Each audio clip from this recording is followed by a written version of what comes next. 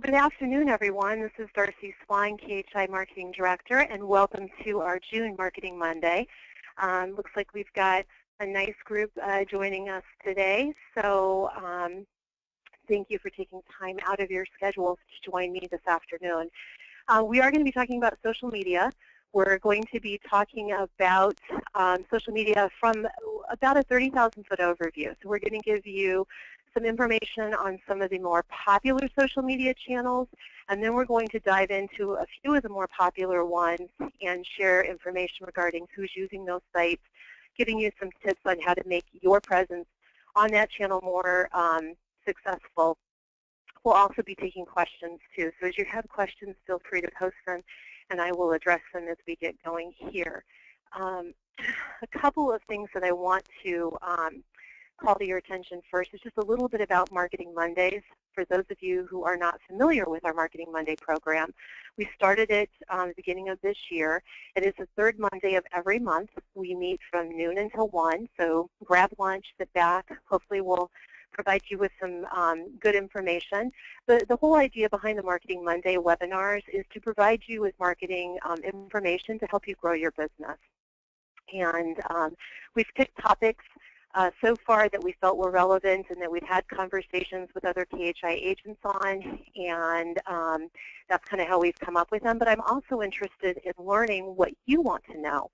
So if you have a topic that you'd like us to cover that you think other agents would find interesting as well, we invite you to reach out and do that. You can email me at marketing@khisolutions.com. We've got in July coming up a promotional merchandise webinar. We've invited Diane Hall. She's going to join us, and Diane is going to talk not about her business, but talk about marketing promotional merchandise in general. What is the retention rate? What is the brand recognition rate when you use promotional merchandise? How do you go about selecting the right product for you? And then what are some of the trends in promotional merchandise? You know, we tend to be going towards a more technology-based society. Are there some things that tend to be working better than others? And so Diane's going to cover all of those topics. We also are going to, in August then, we're going to take a little bit different turn on marketing, and we're going to take a look at developing your why. There's an author by the name of Simon Sinek. I don't know if anyone's familiar with him, but I highly encourage you to go check out his book, Start With Why. And he focuses on how to differentiate your business from your competition by finding out why you do what you do. Because what we do is a commodity. There's another guy down the street doing exactly what you do. But why you do what you do is different, and that will drive more business to you than what you do. And so we're going to talk about successful leaders, companies that are successful that have adopted this kind of mindset of starting with the why and figuring out, you know, why they do what they do, and then using that through all of their communications and the way that they go about interacting with prospective and current clients. It's a pretty interesting concept, and I hope you guys will take time in August to join me for that, because it's a pretty interesting, like I said, topic. So, but today we're going to talk about social media, and first off, I thought it was important that we decide, or we talk a little bit about what is social media. And I went out to Merriam-Webster Dictionary and grabbed their formal definition. And basically, in a nutshell, social media is about electronic communication to create relationships. And you do that by sharing information, messages, and content.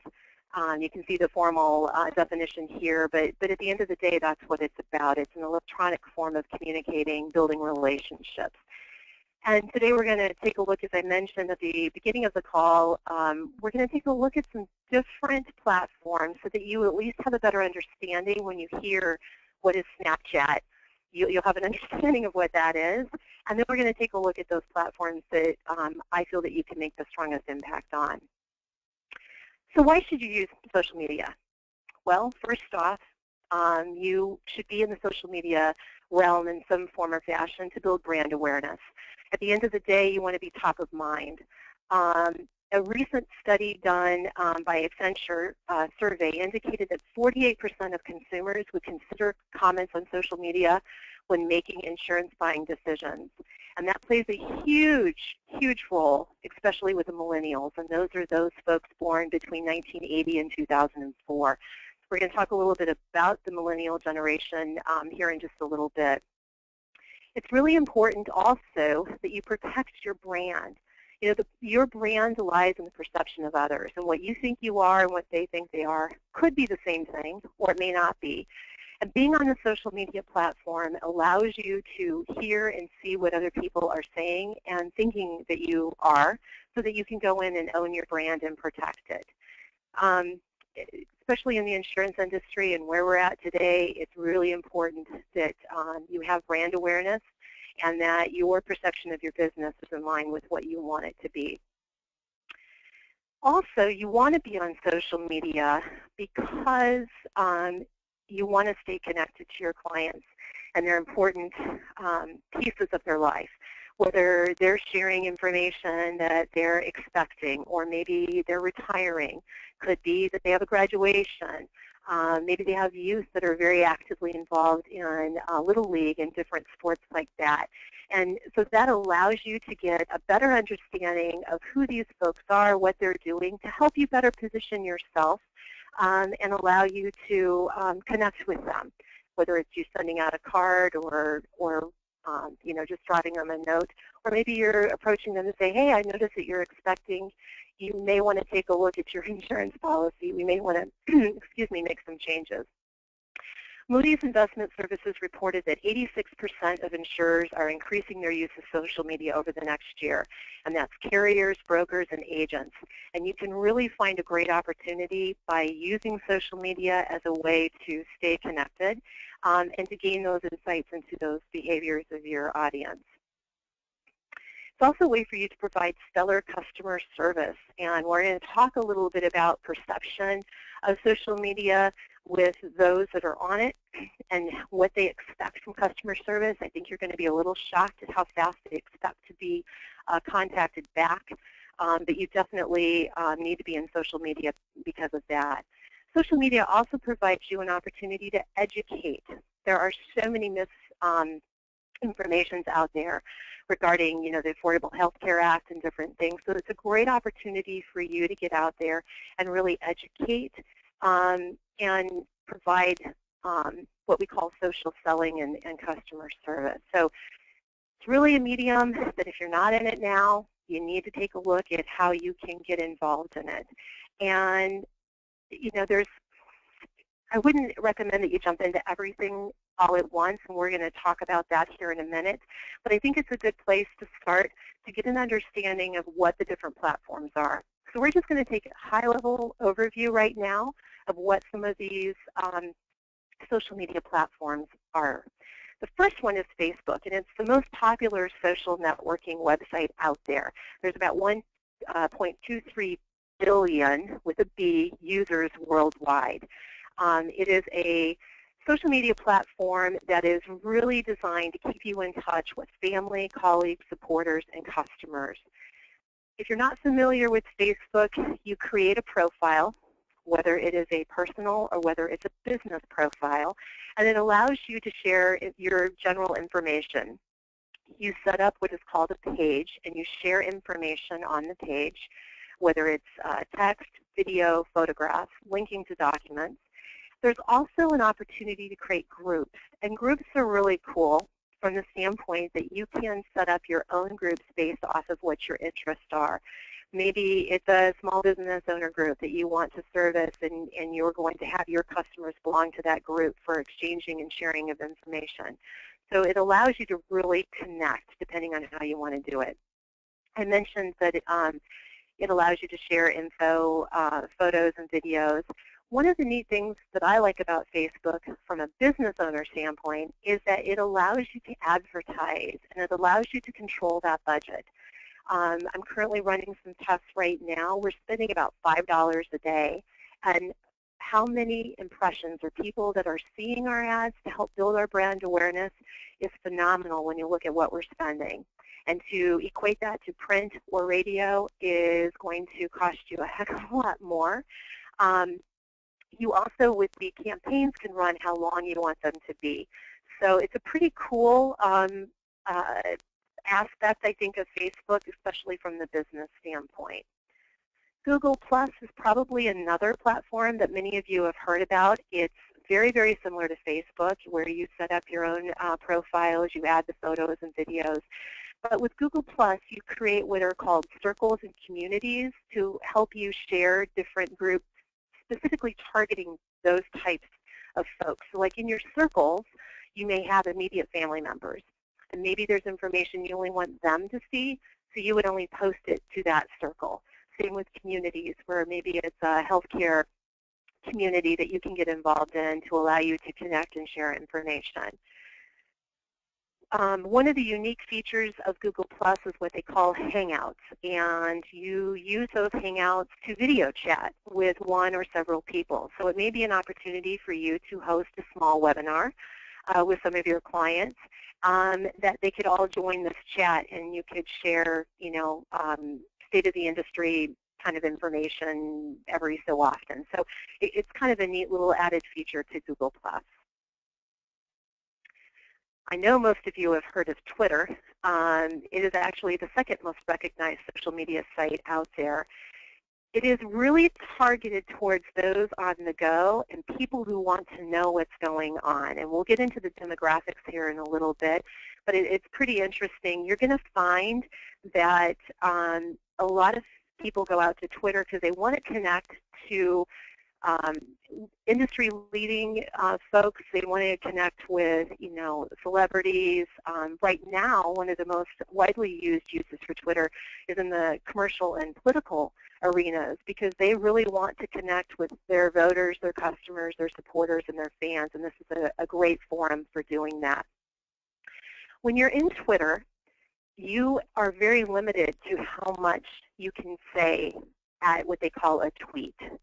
And so with Facebook, we call them posts when you share information, but in Twitter, it's a tweet.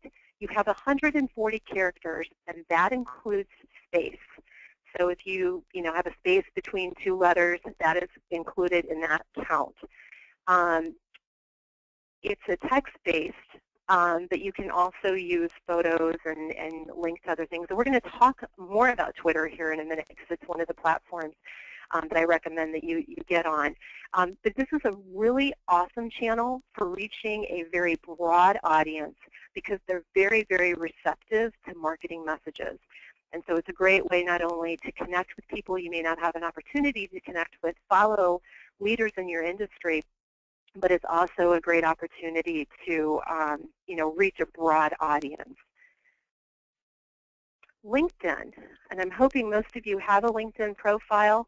LinkedIn is what I call for professional about professionals, where Facebook is more geared towards building relationship and more about interactive communication, asking questions. You may post that you had an awesome sandwich at the local sandwich shop and encourage everyone to go there. With LinkedIn, you're not going to do that. It's definitely much more professional. It's really influential in those that are job hunting, and whether you are looking for a job or whether you are looking for a prospective new employee. Very great for that. It's also really good for networking and content sharing. It allows you to connect with other professionals and share information, comment, get feedback. If you have an issue and you're not really sure how to go forward, LinkedIn is a great forum for posting that question and getting others within that realm to kind of speak up and share what they've learned. On Facebook, we call people who come out to your site followers. But in LinkedIn, they're called connections, and we'll talk more about connections here in just a minute. LinkedIn also provides interest groups, and we mentioned that with Facebook, and Google has that as well. LinkedIn allows you to go out and join different associations, different like interest groups. And again, it's a place to share content.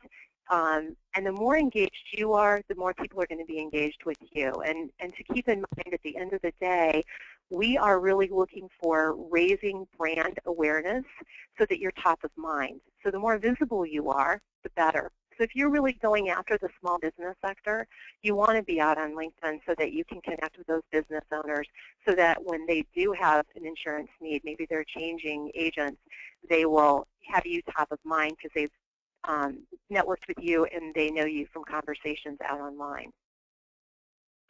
Pinterest is a social media forum that is very, very female-oriented. We're not going to get into Pinterest much today, but it is definitely a growing trend in businesses. And if you're interested in learning more about it, I definitely can share that information. But basically what Pinterest is think of it as a billboard, kind of a bulletin board. And it's definitely very visual. So you post pictures and you share the pictures. So if I have, if I'm big into cooking, I may create a board that is all cooking things. And as I'm out looking at other people's sites, I can go and I can repin information that I see into my bulletin board for cooking. I can also like content that I see as well. From a business standpoint, Pinterest allows you to share information and drive people back to your website or drive them to an article or, you know, the call to action to have them call you, that kind of thing. The fastest growing areas on Pinterest right now are travel, cooking, and home decor. But that doesn't mean that there's not space out there for what you do. But it would determine if you're going towards a more female-based audience. And like I mentioned, it's great for idea and information sharing. I know my daughter just recently graduated high school, and the first place I went was Pinterest. I went to get some ideas on what we could do for, you know, the food and centerpieces and things like that. So the females know what I'm talking about. The men, you may not have a clue, but it's definitely growing amongst the male audience. It's just been a communication channel that's been heavily owned by the female sector. YouTube, I'm sure a lot of you know, it's the largest video sharing site out there. It's actually the second largest search engine behind Google. If you want to know something about anything, you go out to YouTube, you can put it into the search bar, and you'll have more information than you want to know. Whether it is on preventative measures, whether it's on how to do, whether it's music, anything that you are looking for, you're going to be able to find it out on YouTube. And it's basically a site that houses videos. And you can make them private or you can make them public. It just depends on how you have yours set up. Where on Pinterest we talked about setting up bulletin boards, on YouTube they're channels. And so you can organize like-minded pieces into channels. So if you, let's say, are going out there and you're providing a weekly webinar to your customers, maybe you, or monthly, and it's on, let's say, the Affordable Health Care Act, you can go set up a channel that's specific to that. Maybe it's a channel on testimonials. You've got some wonderful video testimonials from clients that you want to share. You can house them out here and share them there. The nice thing with YouTube is that it can be embedded into your website. You can embed it into other social media sites like Facebook. In fact, KHI, all of the videos that we do are out through YouTube, and then we link them back to our website. So we don't have to take up the storage of the website to house the videos. We utilize YouTube to do that. But it's a great, great search channel, and it's a great place to share those videos.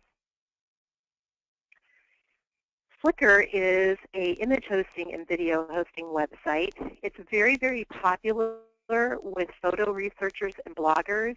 They basically store their images out online. They can then take them and insert them into other social media. They also can make them public or private.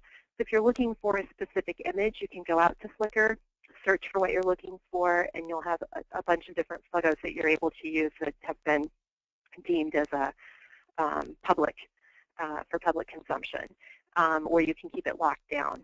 That's all I'm really going to say about Flickr, because it's really not one that is a good fit, but I just wanted to raise awareness in case somebody had heard of Flickr and wasn't sure what it was.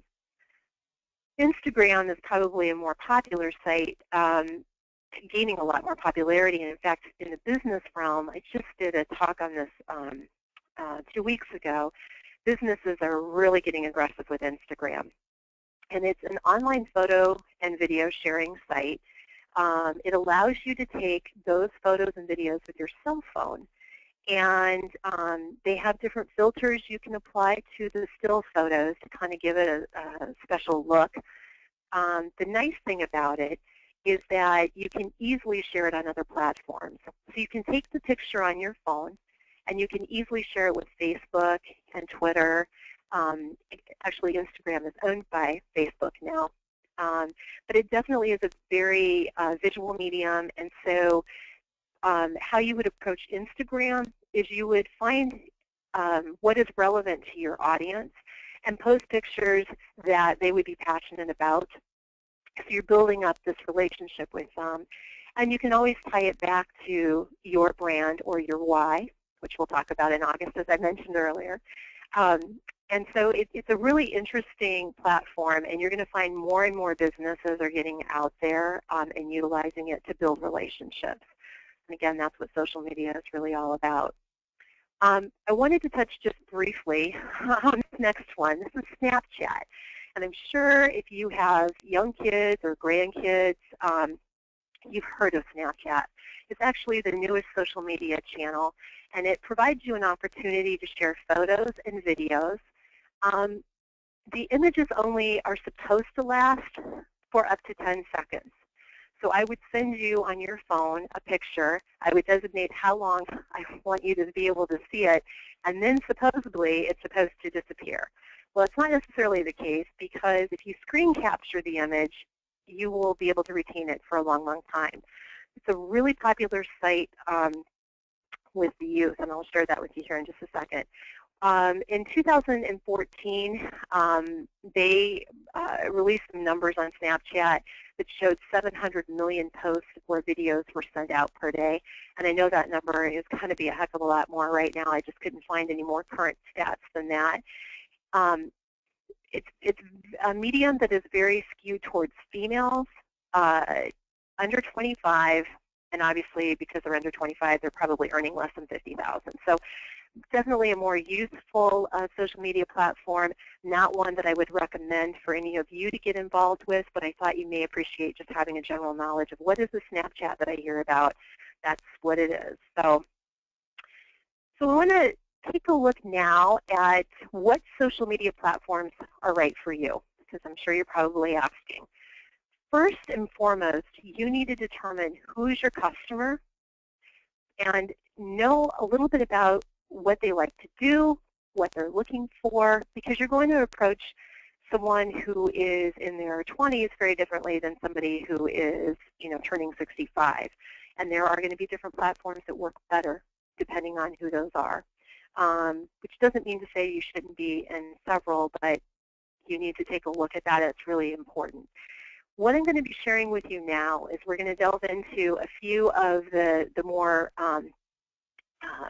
recognized and used social media platforms.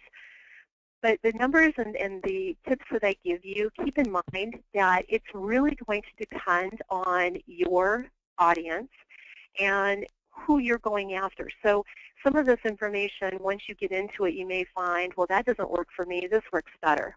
By all means, do what works best for you. These are just going to be some guidelines to get you started because everybody's very different. So a couple of things to keep in mind. It's better to be strong in one platform than trying to be in every platform and doing a bad job. It's kind of like with your website. If you haven't been out and updated it lately, when people come and they see it hasn't been refreshed, there's not fresh content on it, they're going to lose faith that you're still around or that you pay attention. So it's really important to, in my opinion, get into one platform, make yourself comfortable, do a good job, and then expand into other platforms as you feel comfortable doing so. You need to have patience. This is not an instant return on your investment. It is not. It's just like anything else. Relationships take time, and people do business with people that they know and they trust. So you really need to take your time, and don't think within 3 weeks your phone's going to be ringing off the hook because people have seen you and what have you. You do need to give yourself a little bit of time. If you don't have a website, you need to go get one, because really the foundation of everything from electronic communication is your website. If people are looking for a new agent, they're going to go out and they're going to be Googling agents. And if you don't have an online presence, you're really doing yourself a disservice. If you don't have a website right now, or maybe you have one that's not really to your liking, I suggest that you go out and take a look at the KHI Solutions program. You can find it on the KHI Agents website. We've developed a program in partnership with Win Communications that will allow you to have a very inexpensive website so that you can showcase your staff, what products and services you offer, and a little bit about your agency, so that you can use that as kind of the foundation and the base of everything that you do. Because what you want to do to be effective in the social media, anything with electronic communications, is you really want to link everything. So your website needs to showcase your social media sites. On social media, you need to let them know that you have a website. I would also suggest that if you are getting into social media, put the icons on your business card so they know where you're at. Also, your signature on your email, that's really important. Your business cards. There's nothing wrong with using the little icons, and you saw the icons that I used at the first part of this presentation. They're out online. If you need assistance with it, let me know. I'm happy to help you get some higher resolution ones that you can use for putting on your materials. So we're going to talk about Facebook. Facebook, as I mentioned earlier, has 1.23 billion users worldwide. 945 million of them use their mobile devices. So you want to make sure if you have a website that you have it called responsive, so that it will adjust to either your smartphone or to your tablet.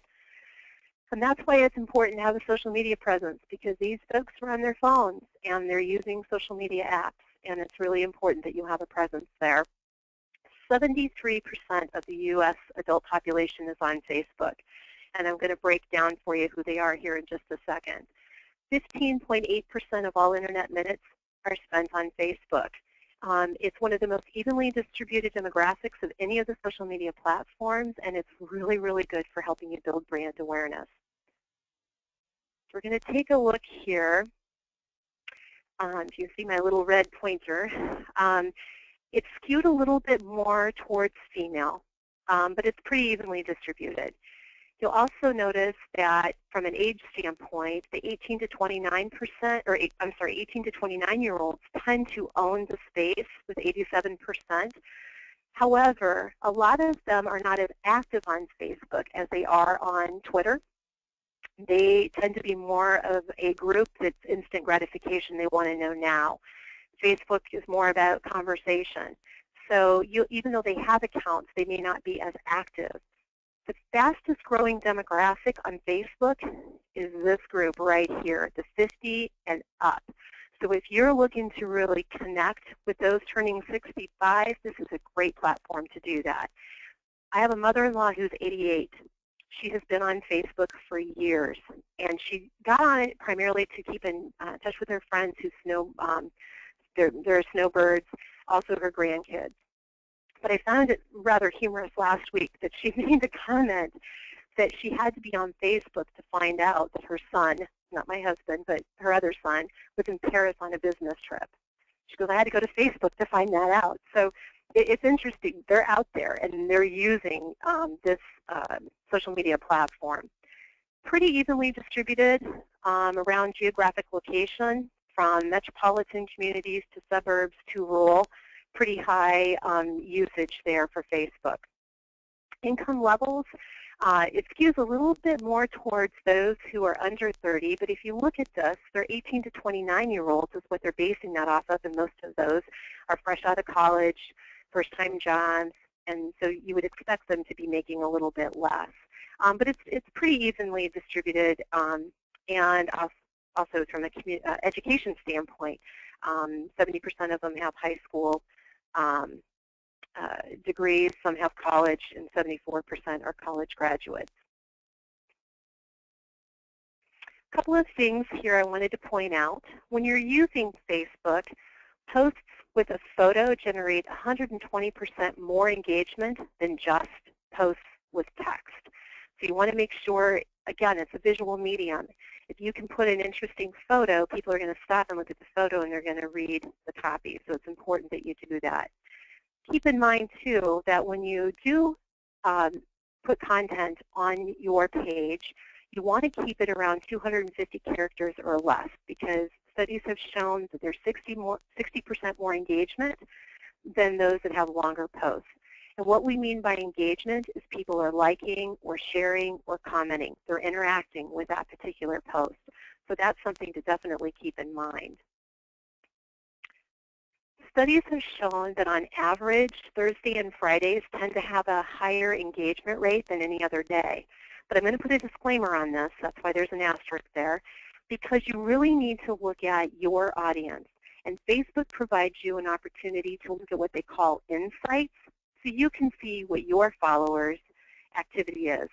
Maybe it's pretty consistent every day of the week, but boy, between 8 and 9 o'clock at night, you have a spike. Or maybe it's Saturdays tend to be a higher day for your audience than others. So you can use this as kind of a rule, but I would definitely get out there and start testing different times, different days, and then go and look at the insights to determine what works best for your audience. Native video does better than linked video. And when I say native video, what I mean by that is video that is uploaded directly into Facebook and not linked to like a YouTube page. Studies show that native videos have a 40% higher engagement rate on Facebook. Just keep in mind, people like, share, comment. And if they don't have to launch or be redirected to another video program, they're going to watch it within the Facebook program. You're going to have a better engagement rate with them. The nice thing about native videos as well is you can tag people in them. That's where you put their name to it so that they see it and that others within their group will see that.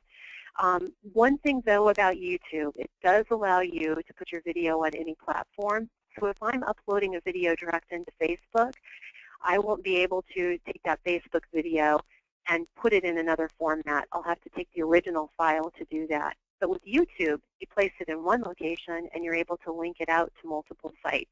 And we'll talk a little bit more about that here in a minute. And feel free to, as we get going here, if you have any questions, go ahead and type them in, and I'll make sure that, type them in as we go along so I don't miss any questions that you may have. I know I'm kind of flying through this information fairly quickly. So a couple of Facebook do's. I encourage you to follow what we call the 80-20 rule. 80% of your posts should be social, and 20% should be directly related to your business. By posting about 80% social, you can still put a business spin on it, but it allows you to build a relationship. I had a local business here in town that drove me nuts because all they would do is post when they had sales. They were a furniture store, so they would post every time lamps went on sale, every time carpet went on sale, and it got to be really frustrating, so I quit following them. What I was hoping I would get out of following them is, how do I remove that stain from my carpet? Or if I nick my brand new dining room table, what are some things I can do to minimize that nick? So keep in mind that it's about relationships, and so by following the 80-20 rule, you're talking about your business or yourself about 20% of the time, and you're providing other information and being more social about 80%. You also want to build your following organically. Don't go out and buy followers. My rule of thumb is that you want to have quality followers, not quantity. You can have 1,000 followers and only 10 are actively engaged. Or you can have 60 followers and 45 of them are actively engaged. I would rather have the smaller number. You want to build that relationship and you want to keep the numbers to quality, not quantity. So in order to do this, again, let people know where you're at. Add links to your other online channels. Include the logo on your business cards and in your email signature. Again, the key is to have more quality followers. Also, when you post information, ask questions. 92% higher interaction rate with posts that have questions in them versus posts that don't. And interesting enough, too, they found that if you post the question at the end of your post, you have a 15% higher interaction rate, and you're twice as likely to get someone to comment on the post than if you put the question in the middle or the beginning. So just something to think about. 82% of the people on Facebook like to connect with their favorite brands, but 47% don't like brands cluttering up their feed. 73% of social media users unlike the brand on Facebook because the brand posted too frequently. So again, find out what your followers want. The kind of a rule of thumb to start with is post no more than 1 to 2 times a day. On average, post 1 to 4 times per week. Also, post when you have relevant information to post. There are days that I will post maybe 3 or 4 times a day, depending on what the information is. And there are times that I don't post for 2 to 3 days without. So it just kind of depends. You want to make sure that your information is relevant. But again, it goes back to who's following you and what they're expecting. So a little information about Facebook, who's out there, some things to do to help make your presence a little bit greater for you. So now I want to talk about Twitter. And I don't know how many of you are out on Twitter, but there are 650 million users worldwide. About 18% of the U.S. adult population is there. There's over 58 million tweets per day, which are what they call their posts. As I mentioned earlier, it's definitely an on-the-go network. 48% log in on a daily basis to see what's going on and to read their feeds. Twitter, people who are on Twitter tend to follow brands more than any other platform. And about 60% actively post. Others just listen, which I think is really interesting because you've got 60% of the people out on Twitter who are saying stuff, and you've got a group of about 40% who aren't saying anything. They're just seeing what others have to say. So it's kind of interesting there. All right, so with Twitter, we want to establish yourself as the go-to resource in your line of work. Share information on new technologies, case studies, reports, news, legislative changes, and use Twitter as a way to connect and follow leaders in your industry. And you will get people following you back. So you want to make sure that you're putting information out there and making yourself relevant. So now let's take a look at who's using Twitter. You'll see my handy little red pointer there again. It's pretty evenly distributed between male and female, skewing a little younger, 18 to 29%. From a location standpoint, you're going to find that it's lower usage than Facebook because we were in the 70% there, but it's still pretty evenly distributed. Rural communities, maybe not quite so much. You're going to find that the income level is going to be higher with the Twitter user, and you're going to find that the education level is definitely higher. You're looking at 30% of those that are college graduates. A couple of Twitter do's. Keep your tweets clicky. I can see you all now going to be putting signs up in your offices, right? Keep your tweets clicky. By that, what I mean is Facebook is more like having a conversation with your audience, but Twitter, you have to grab someone's attention out of a gigantic crowd of people. And so you want to make sure that you're very creative and that you're kind of eye-catching. So you want to use things that grab someone's attention, like hows and whys, and you won't believe. And then you want to direct them to this full information with a link. So that's why your website's important. or linking them to an article that you've seen or something else that you've seen online. So you want to keep them clicky because you want people to click through on your tweets. That's how you get your engagement, or to have them retweet your post, which means they share your post out there. Only follow as many as you can keep up with. One of the golden rules for Twitter users is if you go out and you see somebody who has more people that they're following than that are following them, they more than likely will not follow you because they think all you're doing is going out and following people so that you can get followers. So you want to make sure that you're not out there just following people to be following them. Following them if you truly want to see what they have to say, but don't just try to get your numbers up there. Use images in your tweets. Now, we mentioned it's more of a text base, but again, it's a visual medium. So if you can put an image in with some information, the better. In fact, tweets with images receive 2 times the amount of engagement as tweets without them. So you'll want to make sure that you can, whenever possible, use a tweet.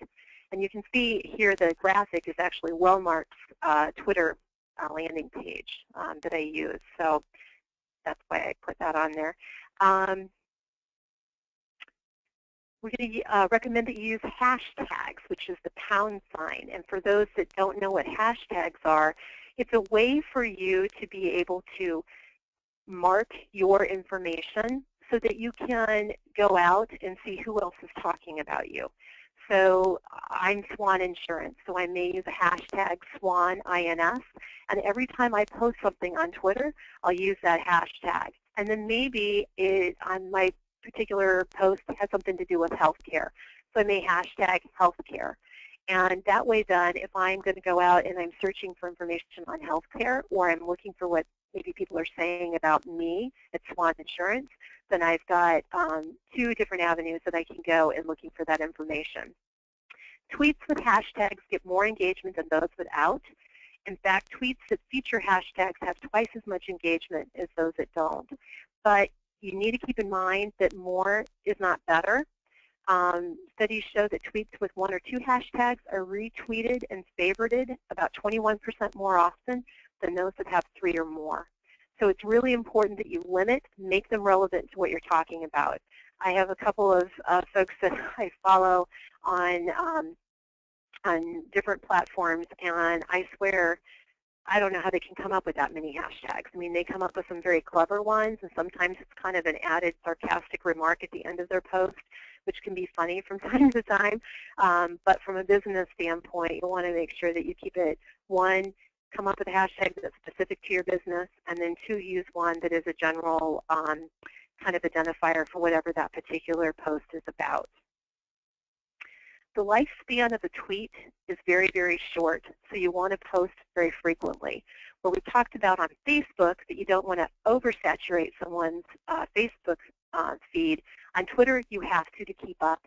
There are so many tweets being given out there on a daily basis, and if someone is going out to check their tweets, they may find that they're only going to scroll back so far, and if you're not within that area, they'll never see your tweet unless they go specifically to your Twitter page.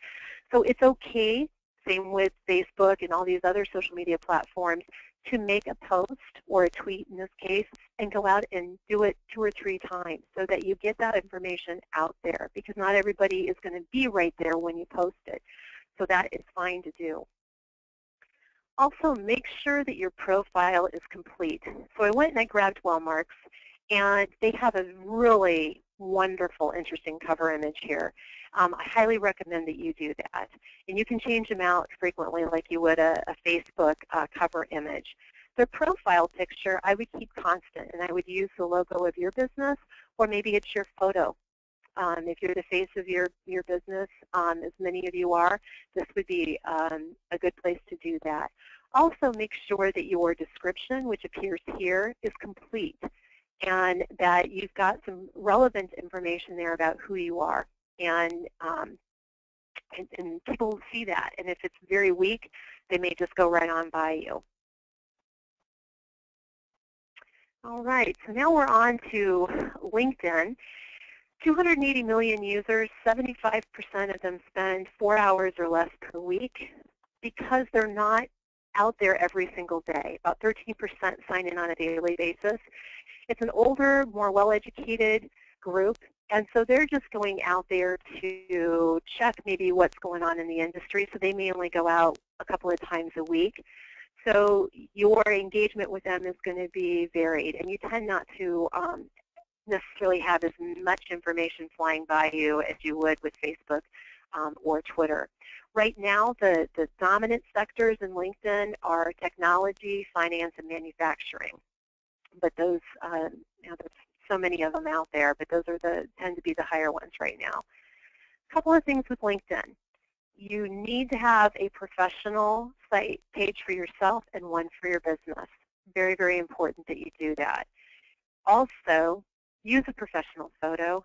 Don't put a photo of you and your spouse or you and your girlfriend or boyfriend or maybe you and your kids. This is a professional site for professionals. And so if you want to be taken seriously, it's a really good place to use that professional photo. And you don't have to go necessarily have one done at a studio. With the cameras on these smartphones today, just take one with a fairly generic background. Let people see who you are, because that's what is most important. So make sure that you use a professional photo. Complete your profile. I don't know how many times I've gone out to LinkedIn and it's a person's name and title and no other information. And it's like, you've got to be kidding me. The whole idea behind LinkedIn is to connect you with other professionals. And if you're going out and someone wants to connect with you and they don't have anything out on their page, chances are they're not going to have too many people wanting to connect with them. So use it as an opportunity to really showcase your expertise and what you have to offer.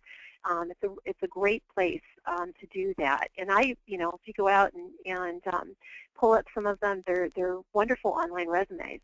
And remember, we talked about earlier that LinkedIn is really good for job hunting. So if you're looking for qualified candidates, LinkedIn would be a really good place for you to go and find them.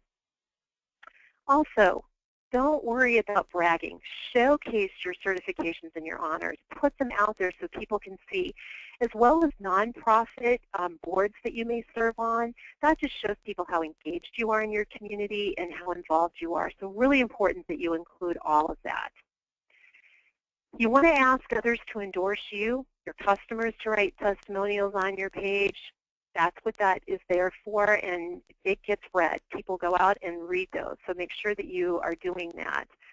And it's a great site to connect with other professionals and to join and participate in groups. There's all sorts of wonderful networking groups with content, all business related. You can ask questions if you have a problem in a certain area, and others that have gone through it can share. But it's about professionals connecting with professionals. So in taking a look at the usage, you're going to find that it's pretty evenly split between men and women. You're going to have a slightly older demographic, 30 to 64, but we just said a minute ago that it's more for the older, well-educated. And you'll see that down here in the income level, that it's definitely skewed towards those that are more established, with 44% of them being over $75,000 a year in annual income. And the education level is definitely a lot higher. 50% have a college degree of some sort and additional education on top of that. From a location standpoint, rural communities, you're not going to have as many people in LinkedIn. And I know I live in Webster City, and we don't have as many folks here for some reason. But your larger cities and your suburbs definitely do. A couple of LinkedIn do's.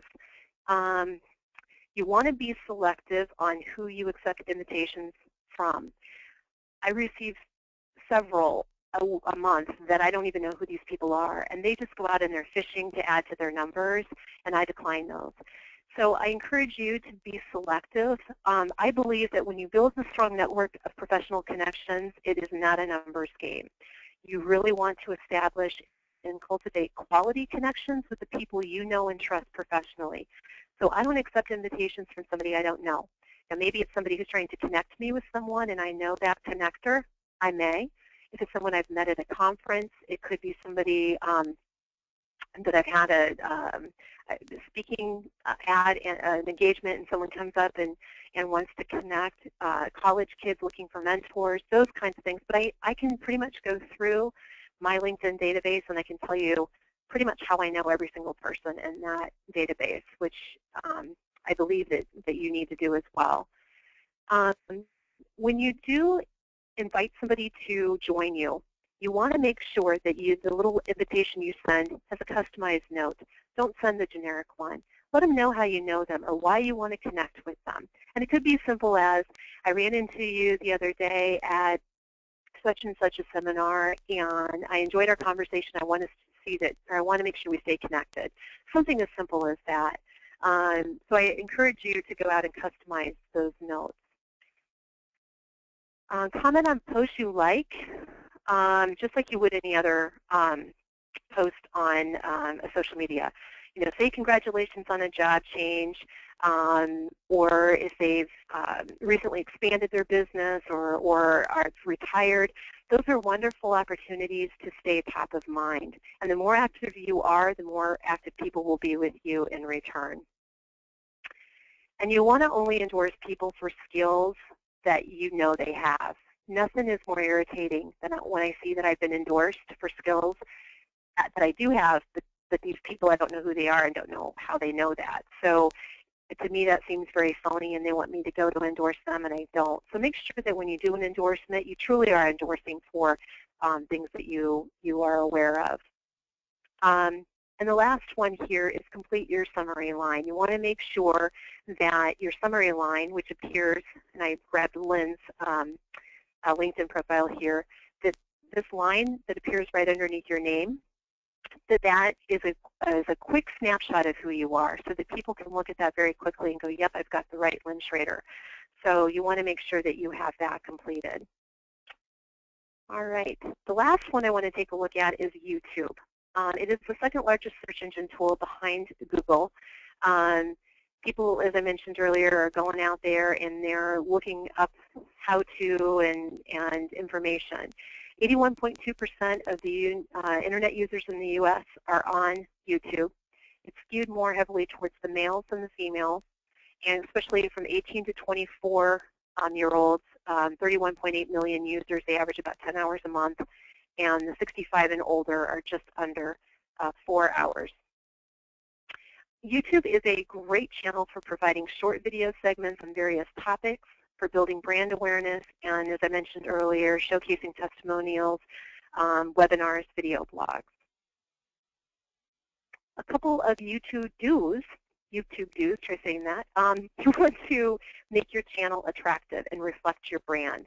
Make sure that your thumbnails and your banner images and everything is set up and very clean and polished and reflects your brand.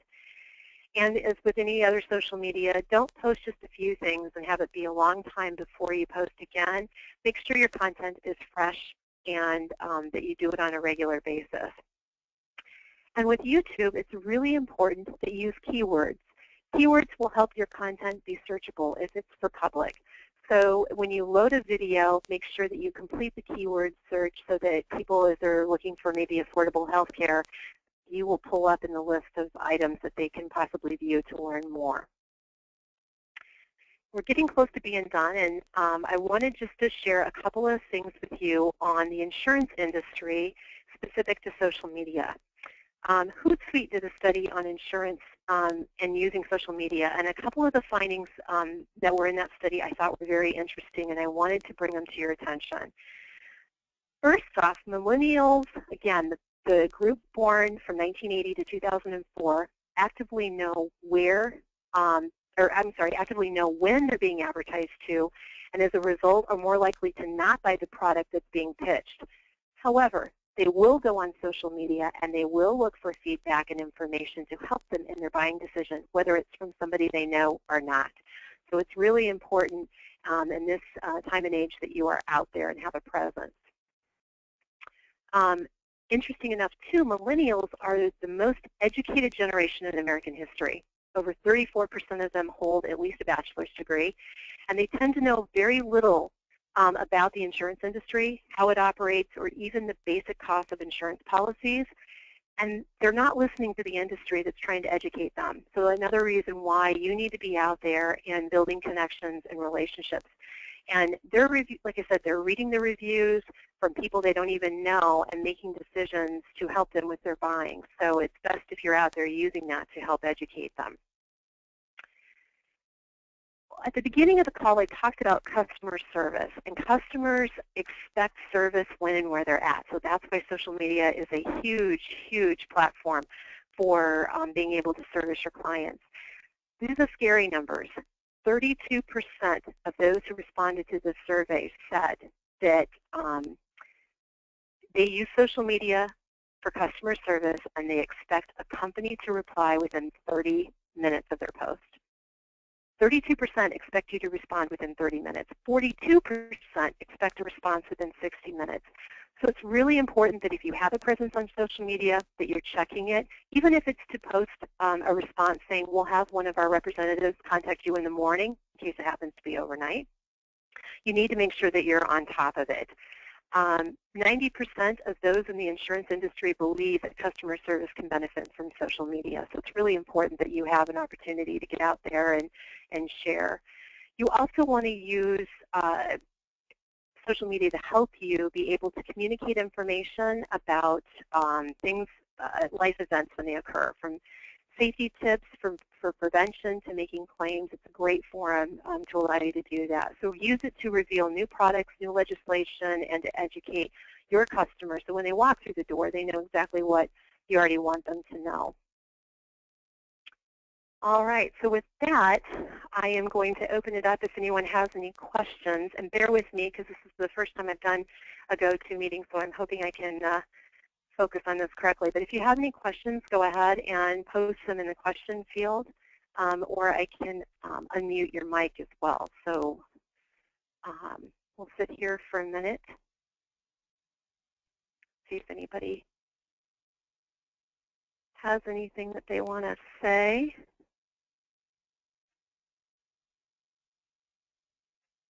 So far, no. All right. Well, I'm going to go ahead and we'll wrap it up. I do want to encourage all of you, if you have questions or you are not in the social media circles today and you want to get involved, feel free to reach out and contact me, and we can talk a little bit more in depth about your specific needs.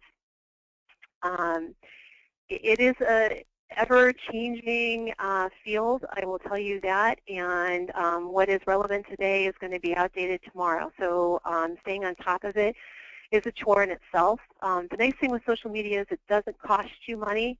It costs you time, which equates to money. But it's a great way to build relationships and connect. So again, if you have any questions on the information that I presented today, or any feedback for me on how the webinar went today, if I provided the information you were looking for, or future topics that you'd like to see, I highly encourage you please to reach out to me. You can contact me at marketing@khisolutions.com. I would absolutely love to hear from you. So with that, we're going to go ahead and wrap it up. I thank all of you for your time today, and we're right under the hour, which is good because that was a lot of information. I will get everything posted out online here this afternoon, so you can go out and rewatch or share with those in your staff. Thank you, and have a great rest of your Monday.